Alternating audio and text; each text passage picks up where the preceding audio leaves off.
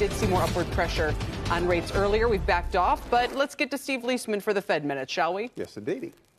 Kelly, thanks. And I'll cut right to the chase on these December minutes and tell you that to the extent there was a discussion about cutting rates this year, it was not a very robust, in-depth, or resolute or confident discussion. Fed officials saying that they did see the current policy rate at or near the peak in this rate hike cycle.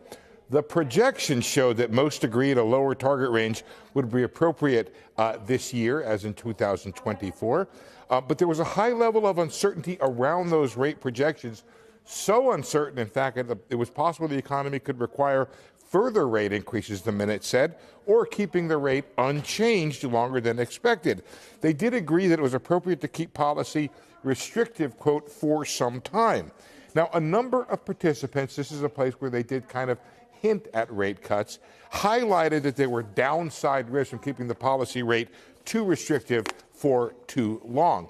And some said the Fed should begin thinking about when it might communicate the possibility of winding down balance sheet runoff, but that seemed to be far into the future and very, very obscure in terms of a comment. Now, more importantly, on the issue of inflation, the risks to inflation were seen moving towards greater balance, and they said it was clear progress had been made on inflation, but they underscored they needed more evidence to be confident that inflation was moving back towards the 2% target.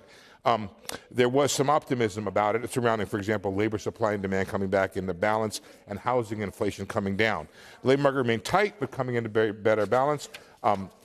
The participants saw momentum of the economy as stronger, perhaps, than currently assessed. Now, there was a bit of an upside and a downside to the inflation discussion. I'll go through it, and to give you one important point here, many remarked that the easing of financial conditions could make it more difficult for the Fed to reach its goal, noting that yields had declined pretty substantially in the lead up to that December meeting. On the downside part, there were lagged effects of policies and potential weakening of household balance sheet. Just one more thing.